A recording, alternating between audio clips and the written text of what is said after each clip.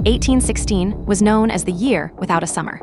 The world was shrouded in a volcanic winter, a dark and gloomy atmosphere that seemed to seep into the very souls of those living through it. In a villa near Lake Geneva, a group of young, brilliant, and perhaps slightly bored intellectuals gathered to pass the time. Among them were Lord Byron and Percy Bysshe Shelley, but the most enduring legacy of that cold summer would come from a 19-year-old girl named Mary Shelley. She had a dream, a waking nightmare of a man kneeling beside a grotesque assemblage of body parts, watching as the spark of life flickered into eyes that should have remained closed forever. That dream became Frankenstein, or the modern Prometheus. It wasn't just a horror story, it was the birth of science fiction and a mirror held up to the face of humanity. Fast forward over 2 centuries, and we find ourselves standing on the precipice of a new cinematic era. Guillermo del Toro, a master of monsters and the macabre, has finally brought his lifelong passion project to the screen. The 2025 adaptation of Frankenstein isn't just another remake. It is a resurrection. It is a deep, philosophical exploration of what it means to be alive, what it means to be a creator, and what it means to be abandoned. Today, we are going to peel back the skin of this narrative, looking at the layers of history, the evolution of the creature. Victor Frankenstein was born into a world of comfort and affection in Geneva, Switzerland. From his earliest years, he displayed an intense curiosity about the natural world. While other children played, Victor studied, not just observing life, but questioning it. How does life begin? Why must death come to all living things? What forces govern life itself? He spent hours reading books on alchemy, natural philosophy, and early science. Authors like Cornelius Agrippa, Paracelsus, and Albertus Magnus filled his imagination with ideas of powers beyond human comprehension. While adults dismissed these works as outdated or mystical, Victor was captivated. He wanted to know not only the how of life, but the why, the hidden principles that governed the living world. Victor's obsession deepened when tragedy struck his family. The death of his mother, Caroline Beaufort Frankenstein, left him with grief and a sense of the fragility of life. Her passing marked the first time Victor faced mortality intimately. In his anguish, he began to dream not of ordinary knowledge, but of conquering death itself, of creating life, of surpassing the natural limits that bind all humans. When he traveled to the University of Ingolstadt, Victor found himself in a place that would fuel his obsession further. Professors encouraged study, discoveries were unfolding in chemistry and natural philosophy, and the possibilities of scientific advancement seemed limitless. Victor devoted himself entirely to learning, his studies quickly moving from general science to the specific mechanics of life and death. Night after night, he worked alone in his laboratory. He studied corpses, the processes of decay, and the chemistry of the human body. He experimented with methods to animate matter, searching for the spark that could bring lifeless flesh into motion. His work was meticulous, precise, and relentless. Shelley shows us a young man consumed by curiosity, a man whose brilliance is matched only by the intensity of his ambition. And then, after months of labor, Victor succeeded. He brought life to a creature assembled from human remains. But the moment of triumph was not what he expected. The being before him was not beautiful or noble, it was grotesque. Its eyes, yellow and opaque, stared at him. Its features, stitched and disproportionate, filled him with horror. In that instant, Victor realized the consequences of his ambition. He had created life, but it was not the ideal he had imagined. Horrified, he fled the room, abandoning the creature he had brought to life. Shelley is careful to show that the horror is not just physical. Victor's realization is moral and psychological. He understands that what he has done cannot be undone, that responsibility has been placed squarely on his shoulders. And in that neglect, the story of tragedy truly begins. For the creature, the world is new, strange, and hostile. Intelligent and sensitive, it experiences immediate isolation. Without guidance, love, or understanding, it begins to confront a simple, painful truth. The world judges not by reason or morality, but by appearance. Its first steps into life are filled with confusion, fear, and the dawning awareness of its own separation from humanity. Victor's obsession with discovery and achievement has unintended consequences. Shelley's novel is not merely a tale of horror. It is a meditation on responsibility, morality, and the consequences of human ambition. The creation of life is not a neutral act, it carries obligations. To abandon these obligations is to invite suffering, for both the creator and the created. Abandoned and alone, the creature awoke to a world that was unfamiliar and frightening. Unlike humans, it did not have guidance, affection, or protection. Yet from the first moment of consciousness, it observed, reasoned, and began to learn. Every sound, movement, and human interaction became a lesson. At first, the creature had no understanding of language, morality, or society. It only knew hunger, cold, and confusion. But slowly, it began to watch a family living in a small cottage, the de Lacys. From them, the creature learned not just words, but the essence of human life: love, kindness, empathy, and the bonds of family. The de Lacys were blind to the creature at first, allowing it to observe them without being noticed. Through careful observation, it began to understand language and even started reading texts it found, learning about human history, culture, and morality. Shelley emphasizes here that the creature's intelligence is profound. It is capable of learning, reasoning, and reflecting on its own existence. Yet, for every lesson in love and kindness, the creature encountered the harsh reality of the world. When it attempted to approach humans, even with gestures of peace, they responded with fear, anger, and violence. Its appearance, so different from humans, triggered fear. Children screamed, adults attacked, and no one offered compassion. Slowly, the creature realized a painful truth. The world judges based on appearances, not character or morality. This realization brought both loneliness and resentment.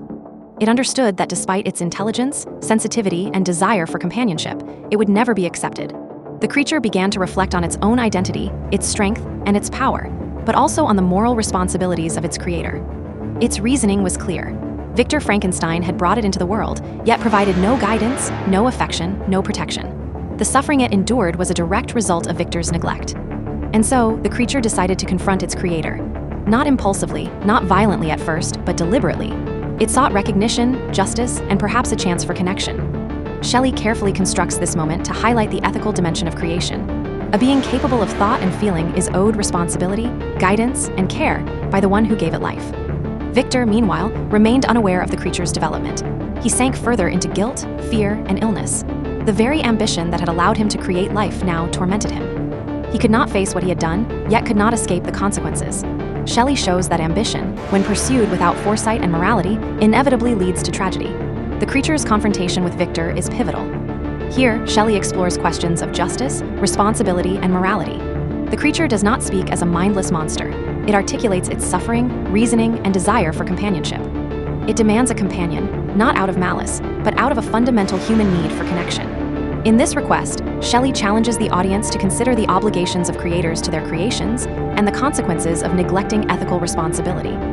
Victor faces a dilemma. To create a companion is to risk further danger. To refuse is to continue the creature's suffering. Shelley uses this tension to deepen the moral stakes. Victor's choice is not simply about fear or ambition. It is about responsibility, consequence, and foresight. Every decision carries weight, and every decision will ripple outward, affecting not just Victor and the creature, but everyone connected to them. The stage is now set for conflict, tragedy, and reflection. The creature's story is not only one of horror or vengeance. It is a meditation on alienation, morality, and the human obligation to those we influence or bring into existence. As the creature prepares to ask Victor for a companion, the tension rises, and the story moves toward one of its most morally and emotionally complex moments. Victor Frankenstein now faced the most difficult decision of his life. The creature, intelligent and articulate, had made a simple but profound request: a companion, someone who could share its life, alleviate its loneliness, and give meaning to its existence. Victor's mind was a storm of conflicting thoughts. On one side was fear. He imagined the consequences of creating a second being like the first, two creatures in the world, potentially more powerful, more cunning, and impossible to control. The thought terrified him. What if the second creature multiplied the problems of the first? What if it became a force of destruction beyond human reckoning? On the other side was conscience and moral responsibility. Victor had created life. He had abandoned it. He had already witnessed the suffering that his neglect caused. Could he deny the creature a chance for companionship, leaving it to a life of loneliness and despair? Shelley uses this tension to explore a central question. What obligations does a creator owe to their creation? Victor initially agrees to the task. He isolates himself once again, preparing the materials, reviewing anatomy, and focusing on the act of creation. Yet, as he works, dread overtakes him. He begins to imagine the worst-case scenarios: two creatures roaming the world, spreading terror, or worse, creating more like themselves. Fear, obsession, and moral panic cloud his judgment. In a decisive and fateful moment, Victor destroys the partially completed companion. He cannot bring himself to finish the work. The creature witnesses the destruction, and hope dies. The chance for understanding, for companionship, and for peace is gone.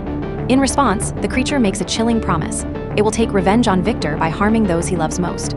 Tragedy strikes almost immediately. Victor returns home to Geneva, burdened by guilt and fear. His youngest brother, William, is murdered. The grief is compounded when suspicion falls on Justine, a kind-hearted family friend, who is wrongfully accused and executed. Victor knows the truth: the creature is responsible, but he remains silent, tormented by fear and guilt. Shelley illustrates here a crucial moral point. The failure to take responsibility compounds suffering, not just for oneself, but for innocent others. Victor's guilt deepens. He understands that every tragedy, William's death, Justine's execution, and the suffering of those around him, is a direct result of his own ambition and neglect. Yet he is also trapped in obsessive pursuit. He cannot allow himself peace until he confronts the creature. This pursuit dominates his life, illustrating Shelley's warning. Unchecked ambition, divorced from morality, consumes the individual and harms everyone connected to them. The creature, meanwhile, is not mindless. Its revenge is deliberate and informed by moral reasoning. It has suffered immensely, but it does not act impulsively. It acts according to the injustices inflicted upon it. Shelley presents it as morally complex, capable of empathy, self-reflection, and articulate reasoning. The story forces the audience to confront a profound question. Who is the true monster? The creator who abandons responsibility, or the creation driven to vengeance by neglect? Shelley deepens the moral complexity further with the creature's request for a companion. It is not a demand born of malice, but a reasonable request to end its suffering. Victor must now weigh his own fear and ambition against ethical responsibility. Every choice has consequences, and every action or inaction will ripple outward, affecting family, friends, and society. This moment sets the stage for the unfolding tragedies and the moral lessons that define the heart of the novel. The narrative is no longer just about horror or science. It is about responsibility, consequence, and the ethical limits of ambition. Shelley carefully shows how human curiosity, while admirable, must be tempered with foresight, empathy, and morality. Victor's decision to destroy the companion was a turning point. In that instant, hope, the fragile possibility of peace, was extinguished. The creature, which had shown intelligence, empathy, and even longing for companionship, now experienced pure despair and anger. Shelley presents this moment not as a sudden act of evil, but as the natural result of neglect and broken promises. The creature's response is deliberate. It confronts Victor, speaking with intelligence, reason, and moral clarity. It promises revenge, but not random violence. Instead, its vengeance is focused and purposeful. It will target those Victor loves most. Shelley uses this moment to highlight a critical theme. The consequences of creation without responsibility are far-reaching and unavoidable. Here, Shelley emphasizes the ripple effect of moral failure. Victor's ambition and neglect directly result in innocent suffering. Victor himself begins a slow descent into obsession and despair. He becomes consumed with tracking the creature, intending to end its life, yet he is tormented by the moral and practical complexities of the pursuit. Shelley carefully shows how ambition, when divorced from ethics, leads to isolation, suffering, and obsessive focus on one's own goals at the expense of broader responsibility. Meanwhile, the creature continues to reflect and act with deliberate reasoning. It does not kill indiscriminately. Each act of vengeance is calculated, a direct response to Victor's refusal to acknowledge his responsibility. Through these actions, Shelley presents the creature as morally complex.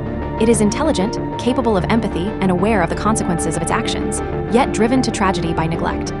Victor is caught in a cycle of suffering and pursuit. Each decision he makes, each hesitation, intensifies the consequences. Shelley emphasizes that knowledge and power are inseparable from responsibility. Victor's brilliance, ambition, and creativity are useless, and even dangerous, without foresight, ethics, and compassion. As the creature's vengeance escalates, it leaves Victor emotionally and physically exhausted. Victor's family suffers, his health declines, and his mind becomes consumed with guilt and fear. Shelley shows that ambition and neglect can extend tragedy far beyond the individual, affecting families, communities, and society itself. The moral and psychological tension reaches its peak when the creature begins to claim Victor's loved ones as part of its vengeance. The narrative illustrates that neglecting responsibility, ignoring moral obligation, and acting without foresight leads to inevitable tragedy. Shelley's message is clear. Creation is not a neutral act. It carries profound obligations, and failing to meet them comes at a steep cost. The tragedies set by Victor's ambition and the creature's suffering now reach their apex. Victor Frankenstein is consumed by a singular goal: to destroy the creature he brought to life. Every thought, every step is driven by guilt, fear, and the relentless need for justice. Yet the pursuit is more than physical. It is moral, psychological, and existential. The creature, intelligent and calculated, does not act recklessly. Every act of vengeance, William's death, the loss of Justine, and the murder of Elizabeth, is deliberate, a response to Victor's neglect and broken promises. Shelley emphasizes that the creature's violence is not mindless. It is the result of reasoned anger, grief, and the pursuit of justice in a world that has rejected it. Victor's obsession drives him across Europe, through forests, mountains, and finally to the desolate Arctic. The landscape mirrors the desolation within him, isolated, exhausted, and tormented by grief. Shelley uses the harsh environments to reflect the moral and emotional extremes of the story. The cold, unfeeling world mirrors Victor's isolation and the consequences of ambition gone unchecked. As the pursuit continues, the creature confronts Victor multiple times, engaging in dialogue that exposes the depth of its reasoning and suffering. It speaks of its loneliness, its longing for companionship, and the moral failure of Victor as a creator. Shelley presents the creature as profoundly human in its thoughts and feelings. In these encounters, the audience is forced to consider the ethical questions at the heart of the novel. Who is responsible for suffering? Who is the true monster? The climax of this pursuit is both dramatic and tragic. Victor's wife, Elizabeth, is murdered on their wedding night, a moment that shatters the last possibility of personal happiness. Victor's grief is immense, yet his focus sharpens. He becomes singularly determined to end the creature's existence. Shelley carefully illustrates that ambition, vengeance, and responsibility are intertwined.